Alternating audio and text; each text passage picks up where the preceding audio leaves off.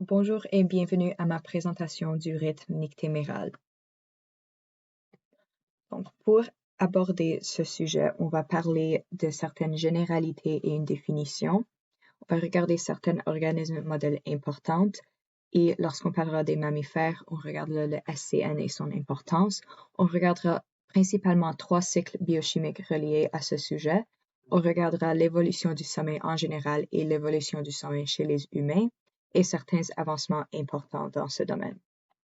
Donc, le rythme circadien est une oscillation naturelle interne qui doit être endogène, qui dure environ 24 heures dans l'organisme, c'est-à-dire les produits et les fonctions sont générés à l'intérieur du système de l'organisme. Pour être considéré circadien, comme je disais, ça doit être endogène, ça doit être re-entraînable, c'est-à-dire il y a la capacité de resync avec son environnement et ça ne peut pas être affecté par la température. Et sa cinétique ne peut pas être déstabilisée par celle-ci. Elle est apparente dans plusieurs domaines de la vie, par exemple chez les plantes, les champignons, les animaux, parmi d'autres. Et pour cette présentation, je vais faire mon focus sur les rongeurs, notamment la souris, et les mammifères, notamment la souris et nous. Certains organismes modèles importants incluent la drosophile et la souris. On étudie la drosophile parce que c'est où le rythme et le mécanisme moléculaire est le mieux compris parmi tous les eucaryotes, et la souris est le modèle mammifère le mieux compris. La souris est nocturne, mais malgré ça, on peut en tirer des conclusions humaines parce que il est très important de noter que la mélatonine est très haute durant la nuit et basse durant la journée, irrespectif des habitudes nocturnes, diurnes ou crépusculaires. Mais il est aussi important de noter que le cycle circadien et le cycle de sommeil-éveil sont biochimiquement 2 cycles entièrement différents. Alors, je n'irai pas pour expliquer les sensations d'être fatigué ou être réveillé et même l'état physiologique de dormir dans cette présentation. Pour aller un peu plus en détail sur ces 2 organismes modèles, j'ai mis leur cycle côté à côté pour faire ressortir les similarités. Donc, on peut réaliser qu'il y a des éléments positifs et les éléments négatifs dans les 2 cycles. Il y a 2 complexes hétérodimériques, la BCC chez la souris et la CCC chez la drosophile, que j'ai souligné en bleu. Ces 2 hétérodimères activent des gènes qui sont aussi surlignés en bleu et les protéines produites, majoritairement soulignées en rouge et rose, qui subissent des changements comme partie du cycle, retournent pour initier un feedback négatif sur l'activation de ce même gène. Essentiellement, on peut voir que c'est le même cycle, mais ça devient de plus en plus complexe avec les êtres plus avancés. Alors, comme promis, on va regarder plus en détail le système chez la souris et chez les autres mammifères. Et pour ce faire, il faut absolument regarder l'importance du SCN. Et il s'agit en effet d'un oscillateur primaire pour les mammifères relatif aux autres clock shops. Et on appelle clock shops tous les autres oscillateurs des autres tissus. So, par exemple, chez le cœur, au niveau du cœur, au niveau du foie, les reins et le pinéal, parmi d'autres. Il s'agit aussi également d'un regroupement dense d'environ 10 000 à 16 000 nerfs situés en chaque lobe ovoïde. Il y a une paire de ces lobes qui est située dans l'hypothalamus juste au-dessus du chiasme optique, c'est-à-dire où les 2 nerfs de nos yeux se rencontrent. Celui-ci est intolérant aux dommages, essentiellement, c'est-à-dire que n'importe quel dommage qu'on inflicte sur cet organe détruit ou altère complètement le cycle de l'individu. Alors, pour regarder le cycle biochimique en soi, on peut commencer à regarder le temps de la journée-soirée. Les éléments importants sont soulignés en violet sur la figure. Donc, les protéines PER, RevERB alpha et CRY sont dégradées, que j'ai marquées par des lignes diagonales sur ces protéines, et l'ARN PER, RevERB alpha et CRY sont très bas mais augmentent, que j'ai souligné ici. Le complexe hétérodimère BCC active la transcription des gènes PER1, PER2, RevERB alpha et probablement aussi CRY, que j'ai cry, que j'ai souligné ici en violet. Après minuit et très tôt le matin, les protéines que je viens de mentionner commencent à être translatées, que j'ai marqué ici en jaune. RevHerb alpha continue au nucléus pour inhiber l'expression du BMAL1, qu'on va souligner ici. Le PER1 et PER2 forment des complexes en s'associant avec CRY1 et CRY2 et les deux formes du CK. Cela les stabilise mutuellement ensemble. Et ensemble, cet rassemblement de protéines va au nucléus pour inhiber le BCC. Il est aussi important de mentionner que le PER2 promouvoit l'expression du BMAL1 un peu plus tard, en s'approchant vers la mi-journée, ce qui cancelle l'effet négatif du RevHerb alpha. Suivant cela, on se rend à la mi-journée où les protéines PER et CRY montent à leur plus haut niveau. Et donc, par conséquence, j'ai marqué avec cette étoile, le niveau de l'activation du BCC tombe à son pire niveau. Et par conséquence de cela, le niveau de transcription et d'expression des gènes ici tombe aussi à leur pire niveau que j'ai marqué avec des X. Il est aussi important à mentionner que le PER commence à devenir phosphorylé par les isoformes du CK, les deux formes du CK. Et comme la transcription du PER RevHerb alpha et du CRY commence à diminuer, naturellement, leurs protéines il y a de moins en moins la translation de la protéine que j'ai marqué ici avec des X quelques heures plus tard, en s'approchant de la soirée. Et donc, comme les éléments négatifs, notamment ces protéines, disparaissent, alors l'activité du BCC peut se réactiver et commencer la transcription à nouveau, que j'ai représenté ici par une étoile. Cela nous rapporte au début du cycle. Alors, comme on a regardé le cycle biochimique, regardons maintenant ses enjeux avec le monde extérieur et comment il se synchronise avec son environnement. Donc, premièrement, la lumière sera détectée par des cellules de la rétine, appelées des cellules gangliones, qui ne font pas partie du système visuel régulier. Cela initiera un potentiel d'action qui longe le tractus rétino-hypothalamique et va jusqu'au SCN. Malheureusement, cette étape est démontrée juste par cette simple flèche ici. Une fois rendu au SCN, il y a un relâchement de neurotransmetteurs comme le glutamate et le PACAP. Des récepteurs à ce niveau détectent ces produits chimiques et donc changent l'environnement. Et comme résultat, il y a donc un changement dans l'environnement ionique dans la neurone. Cet relâchement intracellulaire de ions calcium qui proviennent du réticulum endoplasmique active une kinase par phosphorylation, ce qui active une autre kinase par phosphorylation, et ainsi de suite, qui relâche une cascade de kinases. Éventuellement, cette kinase aboutira à la fin de cette flèche, ce qui activera la CREB ou le Cyclic AMP Response Element Binding Protein, qui deviendra phosphorylé et donc activé.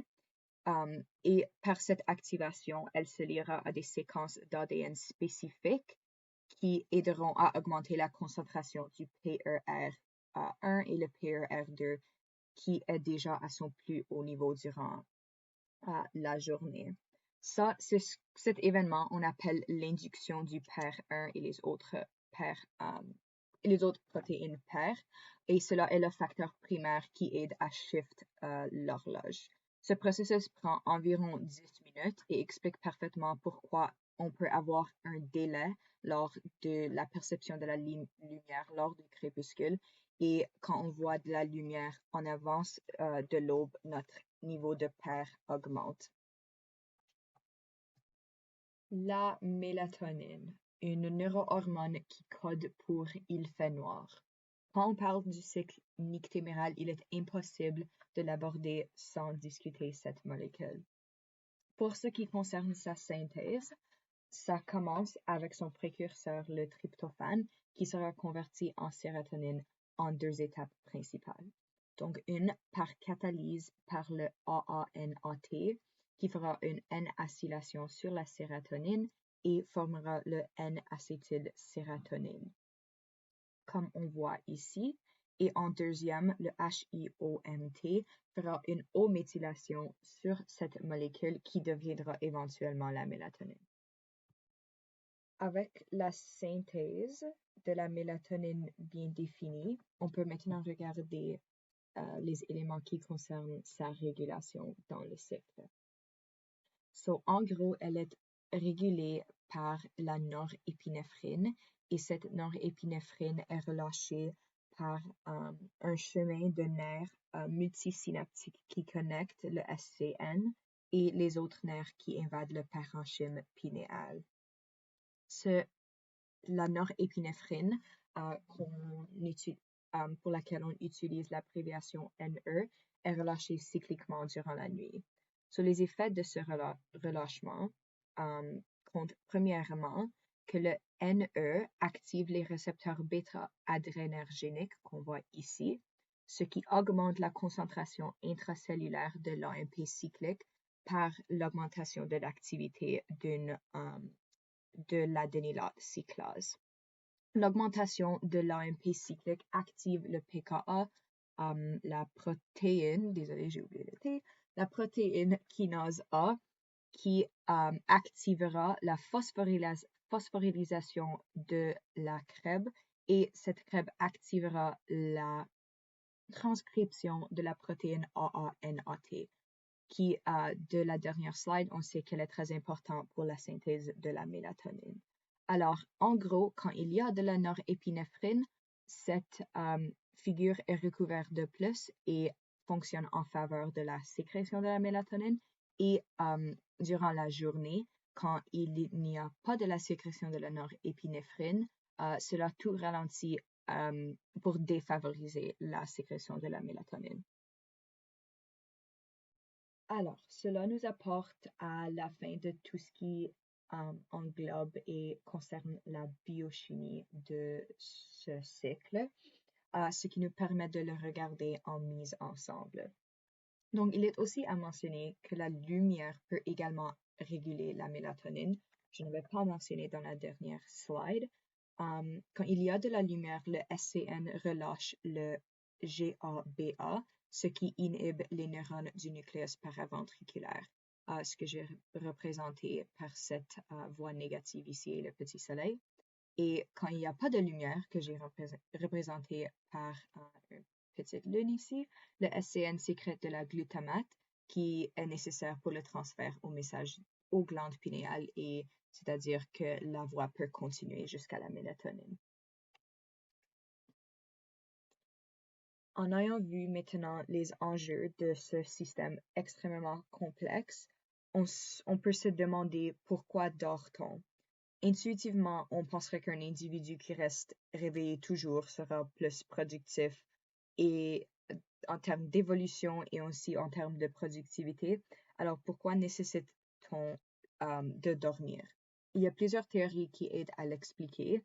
La théorie récupérative, celle qui est la plus quantitative et donc la plus facile à prouver, stipule qu'on dort pour se reposer, réparer, pour apprendre ce qu'on a appris pendant qu'on était éveillé, pour rêver, augmenter la fonction de son système immunitaire et parmi d'autres fonctions. La théorie adaptative stipule qu'on dort pour éviter des dangers et la prédation de la nuit. Cependant, cela explique le besoin de se cacher et non pas en effet de dormir. Et puis une autre théorie nouvelle et très intéressante stipule qu'on dort pour éviter le danger de s'adapter à la nuit. Et essentiellement, ça repose sur l'idée que tout organisme occupe un environnement ou une niche, et le mieux que nous sommes adaptés à cet environnement, le mieux que nous sommes en position pour survivre. Cependant, les changements environnementaux cycliques tels que la nuit et le jour, et l'été et l'hiver, créent deux environnements complètement différents, avec différentes populations et différentes conditions, fait que la majorité des êtres vivants sur Terre vivent dans deux niches à la fois. Et il est impossible en termes d'évolution d'avoir un fit parfait aux deux niches, car cela compromiserait les habiletés de performance dans l'un ou l'autre des niches. Alors, c'est un peu comme dire, on choisit un environnement, on optimise sa physiologie pour celui-là et on se cache de l'autre. Et cela est pour éviter une physiologie qui est partiellement adaptée aux deux et adaptée à l'un ni l'autre. Et si vous ne me croyez pas, on peut regarder à l'exemple des oiseaux migratoires qui volent au sud pendant l'hiver pour éviter de compromiser leur physiologie durant l'été. Un petit mot sur l'historique de l'évolution du sommeil chez les humains. Alors, les humains sont intéressants parce qu'on présente un paradoxe. Le paradoxe repose dans le fait qu'on a la duration de sommeil le plus court, mais la plus grande proportion du REM parmi tous les primates, ce qui est très, très étrange. Certaines raisons qui pourraient aider à l'expliquer sont qu'avec la découverte du feu, on a pu descendre des arbres, ce qui nous a donné une meilleure stabilité en dormant sur le sol qu'en dormant sur des plateformes dans les arbres, comme on voit dans la figure à la gauche. On pense aussi que ce changement a été responsable pour la majorité des développements d'activités cognitives avancées, telles que notre capacité, nos habiletés en résolution de problèmes et en autres domaines similaires. On croit aussi qu'au fur et à mesure de l'évolution des civilisations humaines, qui est l'histoire relativement récente, la sélection chez les humains a favorisé des activités au réveil, tard le soir, telles que fortifier des liens sociaux, étendre les compétences et même partager, par exemple, des informations relatives à la survie en groupe par le feu, ce qui a poussé notre durée de sommeil à être plus courte. Tout cela cumule à un fait très intéressant. Nous sommes les seuls êtres vivants sur Terre connus à date qui peuvent consciemment override ou outrepasser les entrées du cycle et de l'horloge naturelle. Et finalement, on peut regarder où s'en va la recherche qui concerne le cycle nictéméral. Comme nous avons vu, le clock et le BMAL1 sont essentiels au rythme, du moins on le sait que c'est le cas chez la souris. Il y avait cependant une recherche qui a prouvé que les souris knockout du gène clock auront quand même un cycle robuste où les voies de feedback positif et négatif continuent de fonctionner et le cycle est seulement raccourci par une vingtaine de minutes. La même recherche a aussi démontré que les souris mutées clock delta 19 ont démontré un déplacement de 3 heures, qui est très difficile à expliquer et remet en question l'utilité de ce hétérodimère BCC chez les mammifères. Une autre recherche a aussi démontré que chez des souris knockout BMAL1 et qu'en modifiant les régulateurs de ce gène-là, un promoteur qui n'était même pas partie du cycle, que je n'ai pas discuté dans cette présentation, a pu sauver l'oscillation du BMAL1 de s'effondrer chez ce type de souris. Alors cela nous démontre en effet que ce système est beaucoup plus complexe de ce qu'on pense. De plus, et dernièrement, ça a aussi été démontré par une troisième recherche que des mammifères peuvent avoir un cycle, ça devrait dire, robuste quand même de 24 heures sans certaines protéines et ARN clés que j'avais mentionnées.